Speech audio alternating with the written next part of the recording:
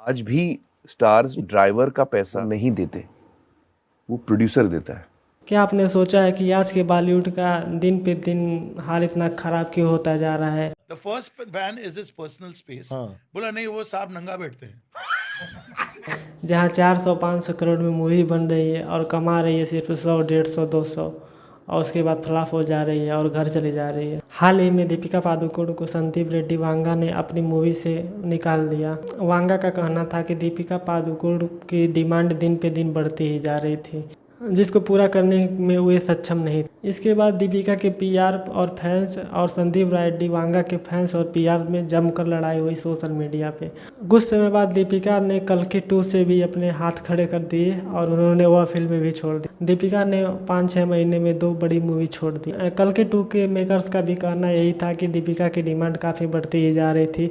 उनको मूवी में 25% शेयर चाहिए था और 5 से 7 घंटे की शिफ्ट चाहिए थी और साथ ही साथ उनके 25 से 30 मेंबर्स को पे करने के लिए भी उन्होंने ही बोला। 25% शेयर और 5 से 7 घंटे की शिफ्ट तो समझ में आती है, लेकिन क्या 25 से 30 स्टाफ मेंबर्स को पे करना भी मेकर्स की ही जिम्मेदारी है? उनका क्या काम? आप ज़्यादा रिसर्च करेंगे तो आपको समझ में आएगा कि दीपिका ही इकलौती ऐसा नहीं कर रही हैं, उनके साथ और भी लोग हैं। कई सारे ऐसे एक्टर्स हैं जो ऐसा कर रहे हैं। हाल ही में आमिर खान ने एक पॉडकास्ट में बताया कि बहुत सारे ऐसे स्टार्स हैं। डिमांड इतनी हाई होती है कि प्रोड्यूसर्स और मेकर्स को पूरा करने में उनके डिमांड को बहुत परेशानी झेलना पड़ता है। आपको करोड़ों पैसे मिल रहे हैं, आपकी इतनी खुददारी नहीं है कि आप अपनी चीजें पे खुद खर्चा करो। संजय गुप्ता जो एक फिल्म मेकर है, उन्होंने अपने पॉडकास्ट में बताया Certain actors who've got five makeup vans. It's mandatory. 5? Yes, 5 makeup, 6 makeup vans. कि एक हीरो अपने साथ 5 से 6 वैनिटी वैन लेकर आता The first van is his personal space. बोला नहीं, वो साहब नंगा बैठते हैं। है और हर एक वैनिटी वैन में अगर 5 से 6 आदमी माने तो 5 वैनिटी में कम से कम 30 आदमी हो जाते हैं। वहां पे साहब मेकअप एंड हेयर करते हैं। उसके बाजू में इज अ वैन वेयर यहाँ पे साहब मीटिंग्स करते हैं। तीसरा if you want to meet जिसका पेमेंट, जिसके रहने खाने का खर्चा भी एक फिल्म मेकर को ही उठाना पड़ता है। There's a fourth van which has his gym.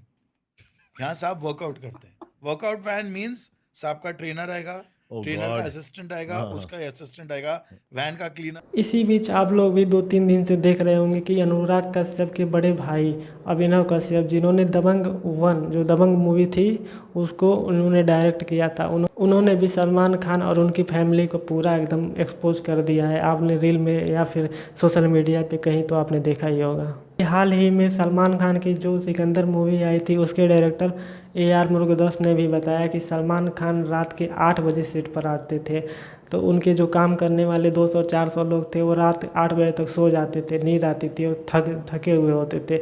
और दिन का जो शॉट होता था उसको भी सलमान खान रात में ही लेने के लिए बोलते थे। ऐसा कैसे हो सकता है? मैं ऐसा कहकर किसी को नीचा नहीं दिखाना चाहता हूँ, मैं ऐसा बोलकर किसी को टारगेट नहीं कर रहा हूँ, लेकिन सभी लोग ऐसा ही करते हैं।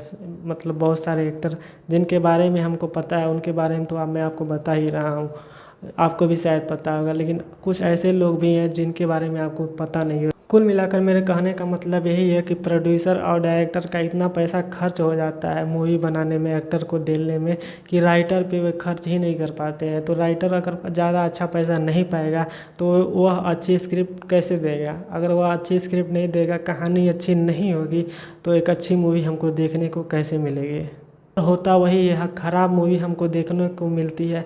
अगर कोई रिव्यूअर उसको गलत बोल दे या कोई ऑडियंस उसको गलत बोल दे कि यह मूवी अच्छी नहीं है, तो उसके ऊपर केस करने की धमकी देते हैं लोग। इनकी मनमानी इतनी बढ़ गई है कि अगर कोई रिव्यूअर एक एक्टर पे कोई बात बोल देता है तो एक्टर को बुरा लग जाता है, एक्टर उस रिव्यूअर को परेशान करने लगता है। अगर रिव्यूअर कहानी पे या स्क्रिप्ट पे बोले तो प्रोड्यूसर और डायरेक्टर पे बुरा लगने लगता है। तो दोस्तों, आपको डिसाइड करना है कि गलती किसकी है। क्या एक एक्टर की गलती है जिसकी इतने सारी मनमानियाँ होती हैं, इतने ज़्यादा बजट होता है, इतने ज़्यादा शौक होते हैं, इतना ज़्यादा डिमांड होता है?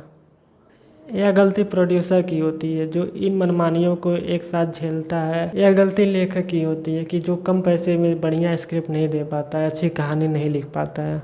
यह गलती हम ही लोगों की है जो हम लोग आंखें बंद करके इन पर विश्वास करते हैं और इनको बर्दाश्त करते हैं।